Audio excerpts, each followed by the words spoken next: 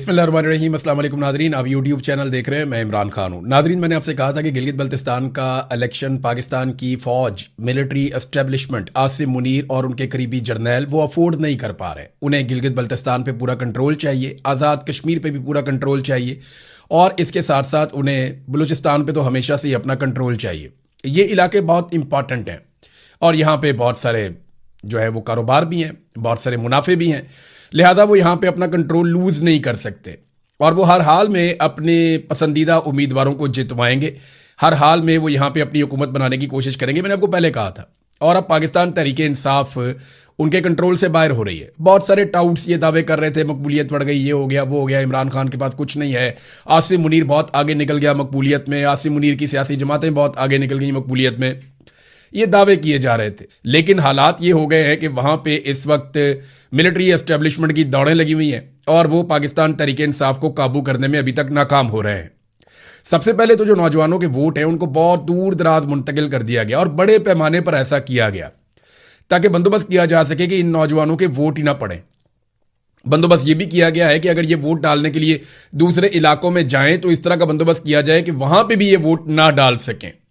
तो पूरी कोशिश है मिलिट्री एस्टेब्लिशमेंट की कि नौजवानों को वोट डालने से बाध रखा जाए। जब कंपेन चल रही है तो वो एक तरफा चल रही है, बाकी पॉलिटिकल पार्टी जोर लगाती हैं, उनसे कंपेन चल नहीं रही। सारी की सारी कंपेन जो है वो इस वक्त पाकिस्तान तहरीक इंसाफ के हक में जा रही है। तहरीक इंसाफ के जुनैद अकबर साहब बाकी साथियों के साथ निकले हुए थे और वो अब गिजर जा रहे थे। गिजर में कुछ सीटें हैं और यहां पे भी इलेक्शन हो रहा है। मैंने थोड़े दिन पहले आपको इंतखाबी निशान भी बताए थे, आपको इलेक्शन से पहले दोबारा भी बताऊंगा कि आपने किन इंतखाबी निशानों के ऊपर वोट डालना है। तो यहां पे जनाब जुनैद अकबर साहब जो हैं, और ये वोट आपने इसलिए नहीं डालना कि ये पाकिस्तान तहरीक इंसाफ के उम्मीदवार है, इसलिए डालना है कि ये पाकिस्तान की मिलिट्री एस्टेब्लिशमेंट जिसने पाकिस्तान को बर्बाद करके रख दिया, जिसने पाकिस्तान की ऐसी तैसी कर दी, जिन्होंने पाकिस्तान को इतना नुकसान पहुंचाया कि पाकिस्तान का कोई दुश्मन भी ना पहुंचाए। 4 मरतबा इन्होंने पाकिस्तान पर मार्शल लॉ लगा दिया, पाकिस्तान के पूरे निजाम पर कंट्रोल कर लिया, पाकिस्तान की हर चीज पर कब्जा कर लिया और पाकिस्तानियों को कीड़े मकौड़े बनाकर रख दिया। ये इसलिए इनके खिलाफ वोट डालना है। तो जो जमात भी मिलिट्री एस्टेब्लिशमेंट के साथ खड़ी हो जाए उसको कभी वोट नहीं डालना और जो जमात मिलिट्री एस्टेब्लिशमेंट को चैलेंज करे उसको वोट डालना। होना तो यही चाहिए। बहरहाल अब यहां पे जो है वो सूबाई सदर पाकिस्तान तहरीक इंसाफ जो खैबर पख्तूनख्वा के हैं जुनैद अकबर, उनके साथ अरकान कौमी असम्बली सलीमुर रहमान, सैयद महबूब शाह, डॉक्टर अमजद अली खान और MPA नईम खान, ये वो लोग हैं जिन्हें गिरफ्तार किया गया और फिर सूबा बदर किया जा रहा है। ये पाकिस्तान तहरीक इंसाफ की पोस्ट है। तमाम जमातों को खुल्लम खुल्ला इंतखाबी मुहिम चलाने का हक हासिल है, लेकिन पाकिस्तान तहरीक इंसाफ को रोका जा रहा है। वहां पे वो कभी कोई ड्रामा करते हैं, कभी कोई काम करते हैं। वो कैप्टन सफदर मरियम नवाज के शौहर, वो कभी जनाब फ्लाइंग कर रहे होते हैं, कभी बच्चों के पास जा रहे होते हैं, कभी हथौड़ा लेके वो पत्थर तोड़ रहा होता है, कभी कुछ कर रहा होता है। वो अपनी कंपेन चला रहा है, लोग आते ही नहीं है तो वो उसको चलने दे रहे हैं। बाकी पॉलिटिकल पार्टीज अपनी अपनी कंपेन चला रही हैं, पाकिस्तान तहरीक इंसाफ को कंपेन चलाने की इजाजत नहीं दी जा रही। जुनैद अकबर ने अपने अकाउंट से जो ट्वीट किया, उनके अकाउंट से आया कि आज सुबह गिलगित बल्तिस्तान इंतजामिया ने आकर एतराज किया कि आपके पास NOC नहीं है। ओ भाई, इलेक्शन में कौन सा NOC होता है? और अब एक बार फिर मुझे और मेरे साथियों को गैजर जाने से यह कहकर रोक दिया गया कि आपके पास इजाजतनामा नहीं है। क्या गिलगित बल्तिस्तान पाकिस्तान का हिस्सा नहीं है? एक पाकिस्तानी को अपने ही मुल्क में सफर करने के लिए NOC की जरूरत क्यों पड़ रही है? फस्ताई, हथकंडे और बौखलाहट, इनकी शिकस्त का वाज़े ऐलान है। अगर मैदान में मुकाबला करने की हिम्मत नहीं तो फिर इलेक्शन का यह ड्रामा क्यों रचाया जा रहा है? आईनी हकूक की इस खुली पामाली और फस्तायत को किसी सूरत तस्लीम नहीं किया जाएगा। फिर कोई रिपोर्ट्स आई कि लोगों को गिरफ्तार कर लिया गया। सुहेल अफरीदी का एक पोस्ट आया इस बारे में। सुहेल अफरीदी ने कहा कि अगर हमारे पार्लियामेंटेरियंस को जल्द रिहा नहीं किया गया तो गिलगित बल्तिस्तान की कठपुतली हुकूमत और जो वहां पर जाली हुकूमत बनाने के लिए सरगर्म है उनसे अपने पार्लियामेंटेरियंस के साथ नारवा सलूक के बारे में सवाल करने वहां पर खुद जाऊंगा। ये रवैये पाकिस्तान को नुकसान पहुंचा रहे हैं। ऐसे रवैयों से नफरतें बढ़ रही हैं। ऐसे इकदाम तकसीम पैदा करते हैं। जिनका काम अवामी मैंडेट की हिफाजत है वो हमेशा पाकिस्तानियों के मैंडेट पर डाका डालते हैं। इलेक्शन में लेवल प्लेइंग फील्ड ना देने और जोर जबरदस्ती, जुल्म और जबर से इमरान खान की पार्टी को माइनस करने से जमहूरी निजाम को तबाह किया जा रहा है। वजीर आला गिलगित बल्तिस्तान मेरी कॉल का जवाब नहीं दे रहे। यह रवैया गैर जमहूरी और गैर सियासी है। गिलगित बल्तिस्तान को हम नो गो एरिया नहीं बनने देंगे। गिलगित बल्तिस्तान गैरतमंद लोगों का है। वहां के लोग मेहमान नवाज हैं। वो अपने मेहमानों की इस बेइज्जती का बदला इलेक्शन में वोट के जरिए लेंगे इंशाअल्लाह। ये जनाब सुहेल अफरीदी साहब का ट्वीट है। हालात नाजरीन ये बन गए हैं, हमेशा डाका मारा गया। ये जो 2018 के इलेक्शन में कहते हैं ना इमरान खान के लिए धांधली हुई थी, जरा ये एक फैक्ट है, मैं आपके सामने रख देता हूं। और बार बार ये फैक्ट मैंने आपके सामने रखा, और अब तो ये बात फाफिन के सरबराह अब्दुल बारी साहब भी कर रहे हैं। फाफिन के सरबराह जो इलेक्शन के ऊपर पूरी तहकीकात करता है, और अब वो क्या बता रहे हैं जरा ये देखें। वो कहते हैं 2018 में इमरान खान साहब 118 नशिस्तें जीत रहे थे। जनरल बाजवा और जनरल फैज हमीद ने 30 के करीब सीटों का नतीजा रोका आरटीएस जब बिठाया गया, जिसको आरटीएस बिठाना कहा जाता है। इसके बाद जब आरटीएस बहाल हुआ, यानी इमरान खान 2018 में 118 नशिस्तें उनको मिली, जनरल बाजवा और जनरल फैज ने 30 के करीब सीटों का नतीजा रोका, जिसमें ख्वाजा आसिफ की भी एक सीट थी, और जिसको आरटीएस बिठाना कहा जाता है। और इसके बाद जब आरटीएस बहाल हुआ तो नतीजा आया तो पाकिस्तान तहरीक इंसाफ की 30 सीटें कम करके मुस्लिम लीग नून के 21 और जरदारी के 10 बढ़ाकर इमरान खान की क्लियर मेजॉरिटी को कम कर दिया गया। पैटर्न यह था कि किसी को क्लियर मेजॉरिटी नहीं मिलनी चाहिए। ये पाकिस्तान की फौज का तरीका वारदात है। इमरान खान जो ले रहा था, फौज जब मैं कहता हूं तो बेचारा बॉर्डर पे खड़ा हुआ फौजी दुखी हो जाता है, तुम्हारा कसूर नहीं है यार, तुम लोग तो भाइयों की तरह हो। ये कसूर है उन जर्नैलों का जो तुम लोगों के ऊपर भी और कौम के ऊपर भी मुसल्लत हुए हैं, जिन्होंने अपने मफाद के लिए मुल्क की मंजी ठोक दी है पकड़ के। ये वो जर्नैलों की मैं बात कर रहा हूं। तो उन्होंने हमेशा यही किया, और पैटर्न ये है जनाब के सादी अक्सरियत किसी को नहीं लेने देनी। इमरान खान साहब के पास थी सादी अक्सरियत 2018 में, तो उनको बैसाखियां देने के लिए उनकी सीटें आरटीएस बिठाकर छीन ली गई, और बाद में पीएमएलएन को कह दिया गया तुसी रोला पाई जाओ, विचो विचो खाई जाओ तो रोला पाई जाओ। क्योंकि नून लीग को इसमें से लगभग 20-21 सीटें मिली थी और जरदारी की 10 बढ़ा दी गई थी, तो इन्हें कहा गया रोला डाल के रखो। इस मरतबा फिर उन्हें इसी तरह जाली हुकूमत बना के दी गई। तो जर्नैलों ने हमेशा इनको सपोर्ट ही किया है। लोग पहले समझते थे पाकिस्तान पीपल्स पार्टी इससे बाहर है, जरा पीपल्स पार्टी वाले नेड़े नेड़े हो जाओ और गौर से मेरी बात सुनो, और जरा तवज्जो से बात सुनने के बाद जो है वो अपना फैसला कर लेना। देखिए, मेरा पूरा खानदान पाकिस्तान पीपल्स पार्टी में था। मैंने अपनी जिंदगी का जो पहला वोट डाला वो पाकिस्तान पीपल्स पार्टी को डाला, और हम पीपल्स पार्टी को हमेशा सपोर्ट करते रहे। हमें हमेशा लगता था कि बेनज़ीर भुट्टो पंजाब के ताजिरों से ज्यादा बेहतर है, और उसका नजरिया ज्यादा बेहतर है, वो पाकिस्तान के लिए ज्यादा बेहतर पॉलिसी बनाती है। मगर जरदारी ने आज हर डेमोक्रेटिक आदमी जो है, जो डेमोक्रेसी को पसंद करता है, उसकी नाक काट दी है जरदारी ने। पहले बिलावल ने कहा जी ब्रूट मेजॉरिटी, बहुत तकलीफ हुई। बिलावल ने कहा जी कि डंडे वाली जमहूरियत, बहुत तकलीफ हुई। और अब एस्टेब्लिशमेंट के हाथ मजबूत करने का जरदारी ने स्टेटमेंट दिया है। जरा ये जरदारी का आप स्टेटमेंट सुने, बड़ा इंटरेस्टिंग स्टेटमेंट है। जरदारी ने कहा कि हम सब मिलकर एस्टेब्लिशमेंट के हाथ मजबूत करेंगे और मुल्क को भी मजबूत बनाएंगे। यानी एंटी एस्टेब्लिशमेंट जमात जो हमेशा फौज की सियासत में हिस्सेदारी के खिलाफ रही, वो आज क्या कह रही है कि हम सब मिलकर मिलिट्री एस्टेब्लिशमेंट के हाथ मजबूत करेंगे। यही जरदारी एक दिन कह रहा था ना, ईंट से ईंट बजा देंगे, होशियार होशियार होशियार। फिर नस गए, पहुंच गए जनाब दुबई, वहां से वापस ही नहीं आते थे जरदारी साहब। बतौर सदर इनके अंदर जरूरत नहीं हुई कि ये सामना कर सके, फिर इनको भागना पड़ गया। अब वही जरदारी कह रहा है कि एस्टेब्लिशमेंट के हाथ मजबूत करेंगे, क्योंकि वो अपने बेटे को वजीर आजम बनाना चाहता है, इतनी सी बात है।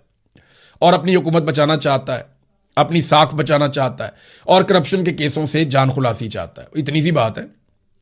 तो जूते पॉलिश करी जाओ और इक्तदार के अंदर बैठे रहो। देखिए, ये लोग वहीं पहुंच गए जहां से जुल्फिकार अली भुट्टो ने आगाज किया था। जुल्फिकार अली भुट्टो ने अयूब खान को अपना डैडी मानकर अपनी सियासत का आगाज किया था।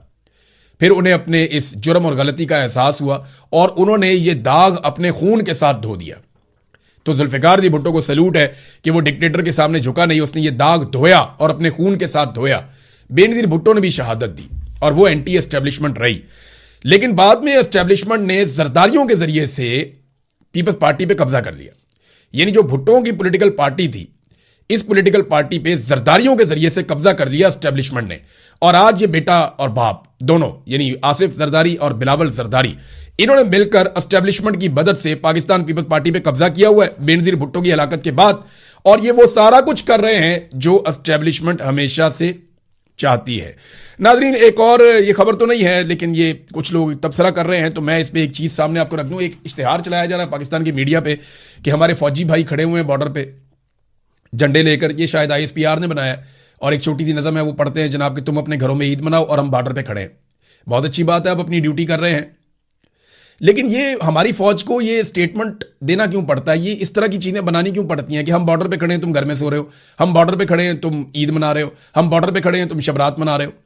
भाई 56 इस्लामी मुल्क हैं, इसके ऊपर तनकीद करने वाले लोग यही कह रहे हैं कि 56 इस्लामी ममालिक हैं, वहां पे भी फौजें हैं, किसी और फौज ने यह स्टेटमेंट जारी नहीं किया कि हम बॉर्डर पे खड़े हैं और तुम सो रहे हो या ईद मना रहे हो। हमारी फौज को यह क्यों करना पड़ता है? बहुत सारे दुनिया में दूसरे ममालिक हैं, उनके अपने बड़े बड़े त्यौहार आते हैं, उन त्यौहारों के ऊपर उनके फौजी ड्यूटी कर रहे होते हैं, लेकिन वो स्टेटमेंट बना के नहीं डालते कि जनाब आप पुरसकून तरीके से अपना त्यौहार मनाइए, हम बॉर्डर संभाल रहे हैं। ऐसे तो नहीं, इस तरह के तो स्टेटमेंट बनाए नहीं जाते, पूरी दुनिया की फौजें नहीं बनाती। हमारी फौज क्यों बनाती है, उसकी एक वजह है, हमारे जर्नैलों की गलतियां इतनी बड़ी हैं कि उन पर पर्दा डालने के लिए मासूम फौजियों की ऐसी वीडियोस को इस्तेमाल किया जाता है। हमारे जर्नैल जो पाकिस्तानी कौम के साथ करते हैं, उसके नतीजे में पाकिस्तानी कौम सवाल पूछती है और नाराज हो जाती है। उस नाराजगी को दूर करने के लिए इस तरह की जज्बाती वीडियोस हमारे जवानों से, मासूमों से, बेचारों से बनवाई जाती हैं। देखिए, खाली फौज तो ड्यूटी नहीं कर रही ना, डॉक्टर्स भी ड्यूटी कर रहे हैं ईद वाले दिन।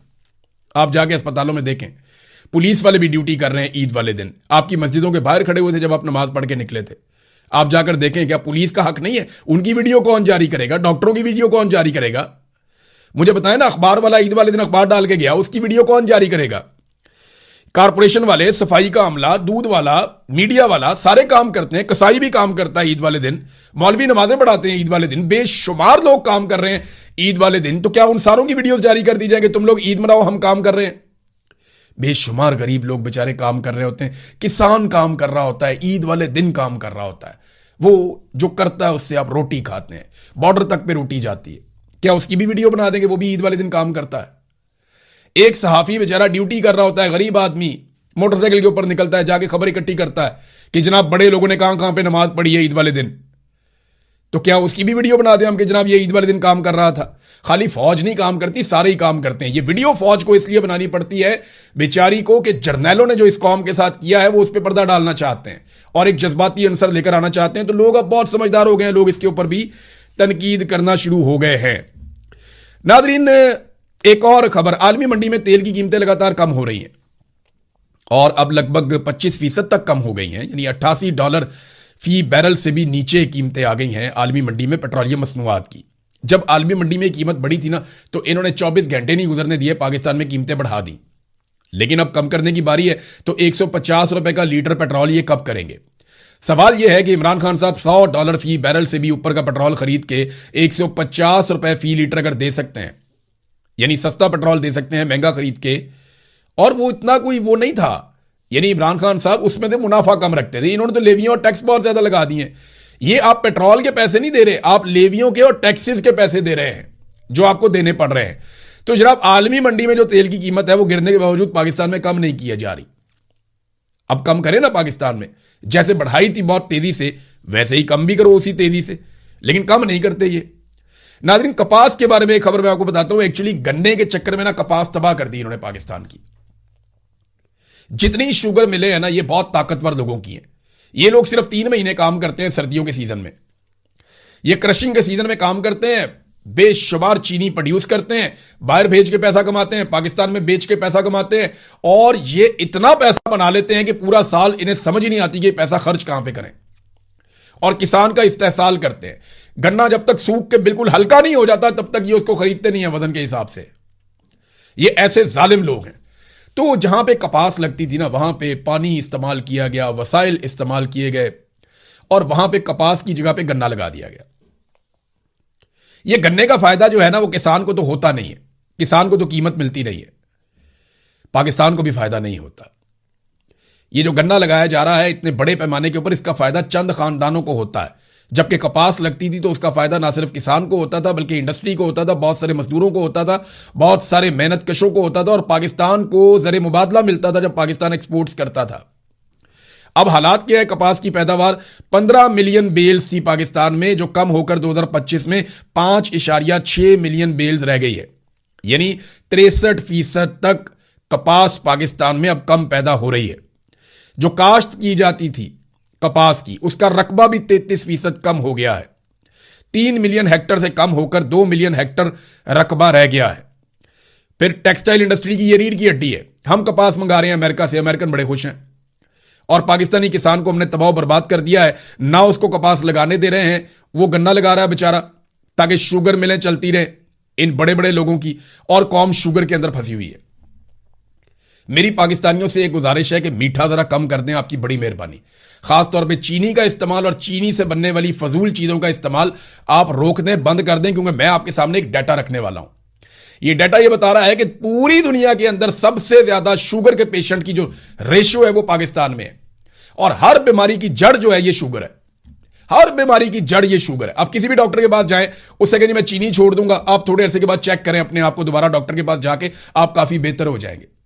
बेशुमार बीमारियों की जड़ ये शुगर है। ये जो लोग शुगर कंपनियों के माने कहना, ये जिनकी शुगर मिले, आप इनको बिठा के कहें ना ये 2 चम्मच चीनी खा के दिखाओ, आप इन्हें बिठा के कहें, इनको पता है ये कौन सा जहर है, ये कभी नहीं खाएंगे। ये आपको खिलाते हैं, ठूस ठूस के खिलाते हैं, और चाय पी लो, और चीनी डाल लो, और चीनी डालो, मिठाई खा लो, जलेबियां खा लो, दूध में डाल के जलेबियां खा लो, पेड़ों में चीनी डाल के खा लो। हर जगह पे आपको चीनी का इस्तेमाल बढ़ाते चले जाएंगे।